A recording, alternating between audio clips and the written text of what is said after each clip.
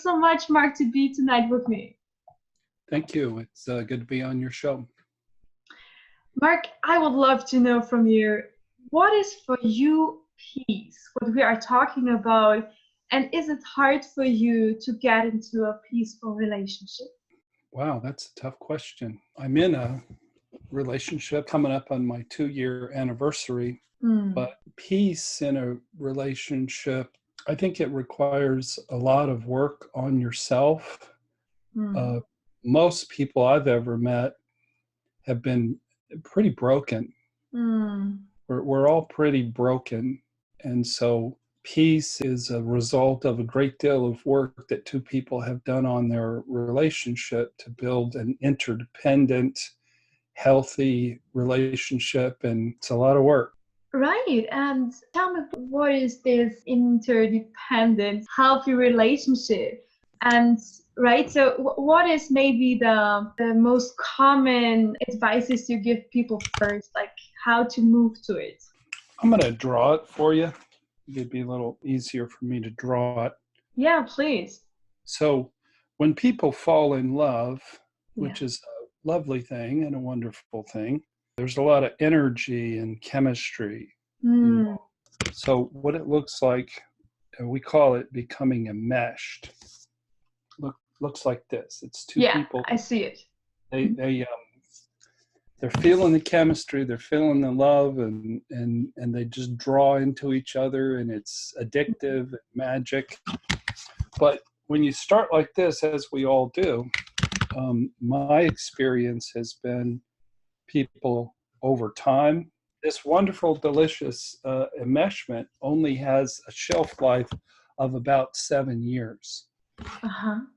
So the 7 years go by, you have 2 or 3 kids, you have mortgages, you have jobs.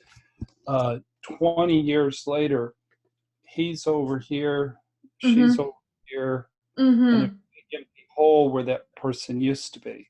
And this is the human condition. And many times what people do is, rather than dig in and work on themselves, they think, I know the problem, it's my spouse. I'll just get rid of them, and then I'll go get this good stuff, this fun enmeshment stuff, But interdependent, you ask what interdependent was, it looks like this. So there's interdependent. It's two whole, healthy people who have a strong sense of identity, and nobody's overly defensive. Nobody has an active addiction.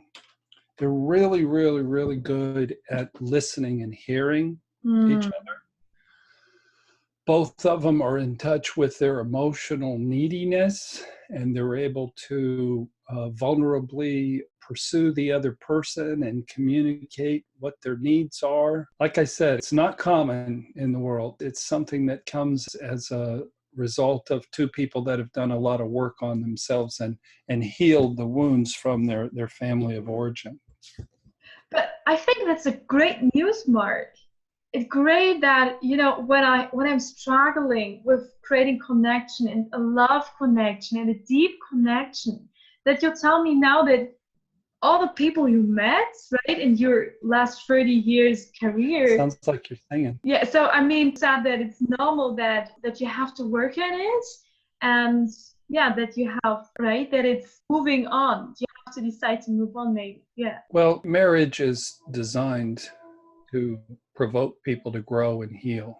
So you may have an opportunity to work just because when you're in this distant, emotionally cut off place, it's not working. And so that's where I see couples mainly starting in their 40s, late 30s, early to mid 40s. The kids have become more independent, and then mom and dad are left to have to deal with the issues in the marriage. And it is good news that everybody has the opportunity to heal and grow rather than get divorced every 7 to 10 years. Absolutely. So what you think, like, I'm catching myself, right? I'm here, and the partner I want to connect with is here. And right, I feel like the other person becomes not what I want to be, or like you said, the spouse is like the person who's not creating connection. And I feel like, I'm asking the person maybe to connect and do something, and it's just not happening. And I'm standing there and just watching, and I don't know what to do. We didn't have a good connection the other day where I was trying to explain the concept of counterdependency. Yes. But that's what you're describing. It's sort of like a milder form of narcissism. It's not narcissism, but I'll draw it for you again. Yeah, I was going to be drawing so much, but I think people are visual, and it helps them to see things drawn. So here is a person they're walled off. They're not available for emotional connection. They have a wall built around their defense mechanisms and in their belly. So here it is. That's the wall. And this person, you can't really connect on a deep emotional level with this person. And here, there's their neediness, but there's also their woundedness. And this person right here, they're not ready to work on their wounds. So they're really not a good candidate for emotional intimacy either. And this is where I see couples, because one partner who's cut off will come in and say, I'm lonely. We don't talk. We don't touch each other's souls. We don't make love. We don't connect in ways that my soul thirsts and longs to connect. And then that other person, it's incumbent upon them to do some work on themselves. So what I try to do with somebody like this is cut into their defense mechanisms with things that are true. What are your wounds? Who are you? Where did you come from? Who was your dad, and how did he love you? Who was your mother, and how did she love you? And what got passed down to them by their parents? So I share that, and when this happens, sometimes it sort of wakes them up and they start to bleed a little bit psychologically. But normally they're already bleeding some from the conflict and the pain in the marriage that one person has been sharing with the other person. Means I like it. So means finally, when I catch myself that I build walls to not let the person emotionally into my space, that an advice for you is to, even if it's hurting, to talk to persons like you, or to ask themselves like, okay, what is just my past, and where did I come from that I'm now like this, that I'm still defending like this, right? My experience has been if somebody is really shut down emotionally, and there's conflict brewing in the marriage, they usually can't fix it themselves. Yeah. They, if you need a doctor, you go to a doctor. If you need somebody to fix your roof, you hire somebody to fix your roof.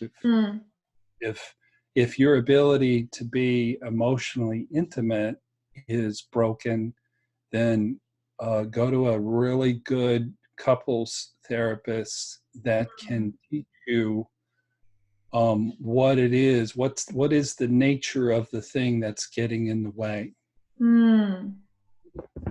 I would love to ask you to figure out another example with me. So now this was the first person, right, who is staring at a partner and not understand why she or he is not connecting. So and then there is the person who who have a great career, and it seems like the connection to the wife or husband is okay, maybe not the best, right? But like you said, like they feel like the souls are not touching, or it's somehow empty, right? But it's a person who has a lot of control over their life normally. So they have like they feel like they have a lot of stable points, right? Maybe their own company and so on. So what would you advise to this person? Well, you're describing a counter-dependent, and a counter-dependent is somebody who's highly confident. They think they're right.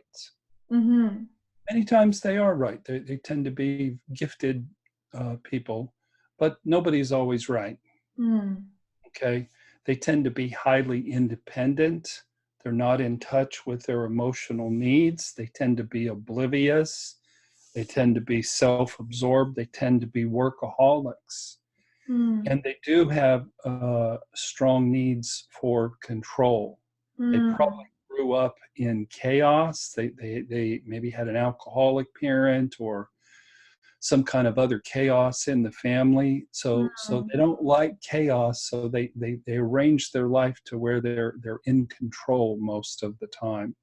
So what I would say to their spouse, who's usually a codependent, they're too passive, they're too other-centered, they're too dependent, and they're more towards insecure, is they need to heal their codependency, maybe start with reading the book Codependent No More, and they need to become more powerful.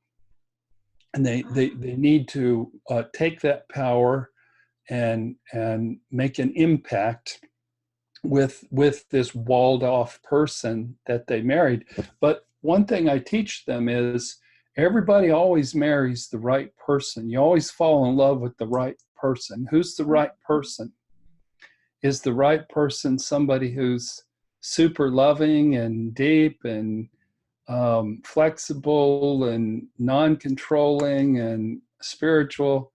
Probably not, unless you grew up in an exceptionally healthy home. For most of us, the right person is like they're so wrong for us, they're right for us. So if you grew up being abandoned, your picker of people who you're going to be attracted to is going to be calibrated by how you were loved growing up. So if you were abandoned, you're going to pick somebody who abandons you.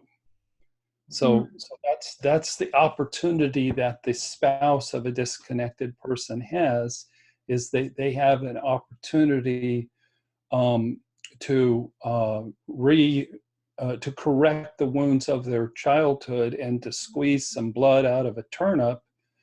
Somebody who's like their parents, but if they both get involved in a recovery process, then the counter-dependent can become more human, more interdependent, more mellow, more sweet, more kind, more gentle, more vulnerable, less reactive, less controlling. All while the codependent is becoming more self-differentiated, more assertive, more joyful, less victim-y, stronger and more substantial and fierce. And so they both grow away from the distance and toward each other, but they don't enmesh. This is a more mature and healthier brand of love. It's interesting because two things. Because first of all, like you would not, when we talk about this person who has a lot of control, you would first advise to the partner to check on themselves first, and not on the person who needs, like what is with the person, like, you know, who needs to, like you said, to melt a bit more, to become more soft and more kind. Well, generally they don't even show up at a counselor's office. The only time they show up at a therapist's office, they don't aspire to become less controlling and more humble. They're still aspiring to take over the world. All right. So the only time they come to my office is if they're in trouble in their marriage, and their spouse is saying, I'm lonely, I'm disconnected, Okay. I don't feel loved, I need a connection, I need a conversation, I need your time. Mm-hmm. So yeah, the counter-dependent comes in and they sit there and they're like, dazzle me, you know, do your magic. I'm just here to get out of trouble. And so they're not ready. So here's the analogy I use. So we live in Indianapolis part of the time. We live in Myrtle Beach, South Carolina. In between, there's some mountains in North Carolina near Asheville. So the counter-dependent is a big stone mountain. Mm-hmm. They're just walled off, and they don't know who they are.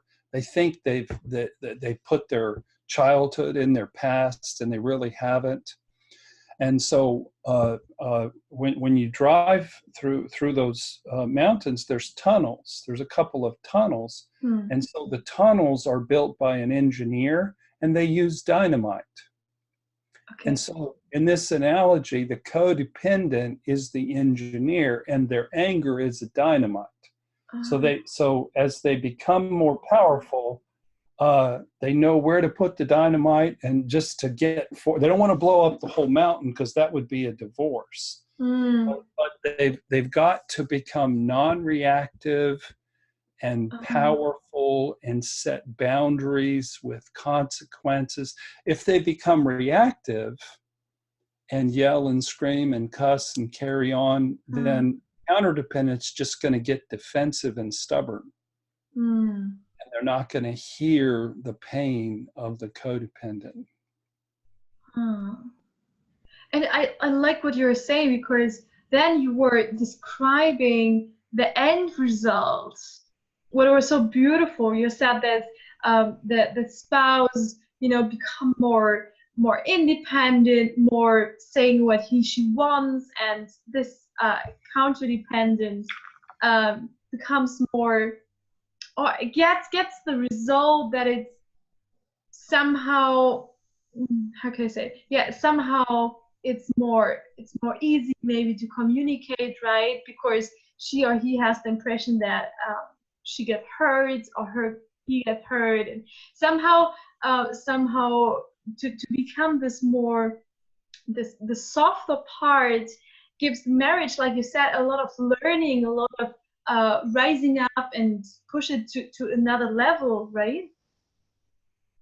Yeah, we all have a wounded little kid at our core, and one of the things that is fulfilling about my work is I'll have a couple in front of me, either on Skype or in my office in Indianapolis, and one of them will start to cry, and you can see the wounded little kid in their face and in their eyes.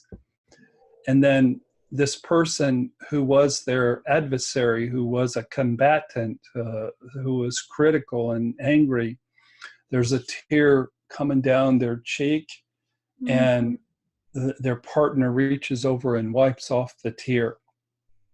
And it's beautiful. So instead of judgment, there's empathy. And it really is a beautiful moment when instead of just viewing the outer behavior of a broken, walled off person and feeling victimized and critical and contemptuous, you see the wounded person, and then there's vulnerability and there's empathy, and it's beautiful. Tell me again, so what is the beautiful part when I'm vulnerable and showing that I'm weak? When we were little kids, most of us didn't get what we needed. And when two people are healing the core of their own being and they're becoming healthier, in essence, you get the good parenting and the tenderness and the kindness and the acceptance and the love that you didn't get in your childhood. Mm. And that moment, when I see it, it's just very sacred, and it's sometimes they'll hug each other and they're both crying, and it's beautiful, beautiful stuff. Wow. So I am so sure that your work is so important. And I would love to know, as also for the person who's watching now, like, do you have, or can you explain a bit more from your work? Like, maybe how do you guide this couple through the first steps, or maybe the first words you're saying? Well, what I do is at the beginning of the session, I'll ask them, the person who contacted me and set it up, I'll ask the other person, I'll tell them what the first person said, and I'll say, what is your take on the marriage? And then I tell them, for me to really be helpful, I need to really understand you. And so I spend time, this is a family tree. Wow. And Wow. I spend time gathering information about parents and about grandparents. You can't know somebody until you know their heritage, and you know their childhood, and you know their siblings, and you know their woundedness in their childhood. So we spend 2 to 3 sessions, me just getting to know them. And then the third part of the process is I'll study that in depth, and I'll write down 2 to 3 pages of thoughts, and I'll do a presentation. We call it a feedback session, and it illuminates. Good therapy is about things that are true. Yes. And so I help to name. Somebody will say, "Oh, I had a great childhood." I'm like, "Well, your dad was an alcoholic and your mom died when you were 6. You didn't have a great childhood. You were wounded. Let's revisit that. It's just their walls being too wounded to be able to face their pain." So in an example like that, that person is too walled off to have intimacy. They can go make a lot of money. They can go be a president of their own company, but they can't be intimate in a long-term relationship, because that would mean having their walls come down and having to feel in them is a wounded little kid who was really damaged by mom dying when they were 6. It was the biggest thing that's ever happened to them. So in order to heal a marriage, you have to heal yourself. And in order to heal yourself, you got to dig into the wounds from your family of origin. So means that it's so interesting. Means that finally you put a lot of work in studying this like you said, a heritage in the past, and then confronting the person with what you found out. Yeah. Right? I tell people I try to comfort the disturbed, and I try to disturb the comfortable. And what happened then? Because I imagine that it's such sensible subject that, I mean, right, that you don't want the person just to leave the Skype or the online meeting because they feel so attacked, right? Yeah.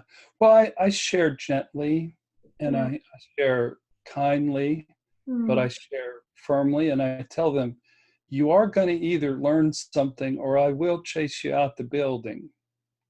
And I really don't care if you get chased out the building or if you learn something. Those are the only 2 options. So the closed off person probably won't stay long.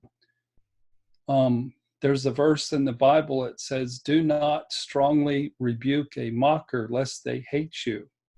And a mocker is somebody who's walled off and defensive, and they can't handle the truth. But if they come into a good therapist's office, you're going to find out the truth, and you're going to tell them the truth anyway. Mm-hmm. Very, very, very rarely does somebody get upset and leave the office. Okay, great. And about 80% of them leave having learned so much that it changes their whole lives. It stuns them with a new, Stephen Covey, he said, if you want to help somebody quickly, change their paradigm. So they come in with the paradigm, my spouse sucks. Mm-hmm. That's their diagnosis. And I try to sell them on the paradigm of, you picked your spouse for a reason. They're the right person. Yeah. You don't really have a marital problem. The marriage is the cure, not the problem. You have a childhood problem. You know, you were wounded in some way as a child, and then you deliberately but unconsciously went out and picked somebody just like the person who wounded you as a child, and now you think it's all their fault. So that's the paradigm shift, is there are no victims in marriage, that this person and the pain that they bring to you is a gift, and it's all about learning and healing that wounded little kid that's at your core, and not blaming the other person. What happens is sometimes then people don't listen, they get divorced, and then who do they go out and marry? They go out and marry the carbon copy, same person, different name, but they're exactly the same personality as the person they just got rid of, and then they're right back in the same boat. Great. So it's fascinating. So, right. So finally, the person who's sitting in your office, they have like choice. And I love what you said. I would love to repeat it. It's like you married this person for a reason, and it's absolutely the right person now for you. And in order to grow together, or to grow also yourself, to improve your life quality and your connection in your marriage, is that you take the jumps, and you listen to what I'm saying, and you make the work yourself, and finally it's the benefits, right, is this strong connection, and this that they heal the wounds. Yeah. Right. So I tell them, it's not about going to counseling and having magic done. You go to the dentist and they do all the work. But with changing your life, it's your job, and it's your practice, and it's a lifelong project of recovery. I call it recovery. And how recovery works is something has to penetrate that outer wall. As long as you're walled off, nobody can really reach you. So usually the thing that penetrates the wall is pain in a relationship. So the second thing that happens in recovery is you get enlightenment, you get insight, you read books, you watch videos, you listen to podcasts, you hear the feedback of the therapist, and you're going, oh, bang, I got it. I'm a counterdependent, I'm a codependent, or I'm walled off, or I have trauma, or I have PTSD. The third thing that happens is what I call deep processing. And what that is crying it out. Really, most of us have deep wounds that have a lot of tears. And a wonderful, wonderful way to heal is to cry and cry and cry and cry. It's not depression, that's healing. And then you get done with a session of crying, and you're like, I feel better. It's like a weight off your shoulder. Something has been healed deep inside you. And that's when you're a good candidate for renegotiating your whole life and being more open to adventure and more open to change and more open to connection and love. Wow. Mark, I would love to know, you told me that you can offer the person who's watching now something to connect deeper with the subject, to go further and to discover more about how they can, create this connection. Yeah, I wrote a book years ago about counterdependency, Wow. mainly in men. There's a verse in the Bible, and it says, the wounds from a friend are faithful, but the kisses of an enemy are deceitful. So the book I wrote was a punch in the mouth from a friend. Wow. And in the book, I'm basically discussing the dynamic of a counterdependent who's arrogant and independent and oblivious and addictive and workaholic and controlling, to have him humbled and broken and punched in the mouth, so to speak, by a partner who's become newly powerful, newly. I tell some of the wives I work with is like got to become Braveheart with the paint on the face and walking around on the horse, being a fierce, strong woman who is not going to be controlled in her life anymore. And so that's the book, A Punch in the Mouth from a Friend, and it addresses both the counter-dependent who needs to soften up that hard shell and the codependent who needs to grow some assertiveness muscles. Wow, thanks so much, Mark. And for you who's watching now, check out the link, click on the link below, and get your version of the book. I'm sure it's super helpful. You are here in this interview, you watched this interview for a reason. And I'm sure it will give you a lot of insights. It will give you some new steps, some new ideas of viewing your life, of watching your life, and also some first ideas how to move away from how you practice your life until now and to move to this peaceful and to this connection state. So I'm so excited for you to move on. Watch also the next interview and the next email with an expert who will have another way to talk about life, another way to touch you and to give you what you need. So thanks so much, Mark. It was amazing to have this interview with you. I really appreciate it. Thank you, Christine. I enjoyed it. Thanks so much, and bye-bye. Okay. Take care. Bye. You too. Bye-bye.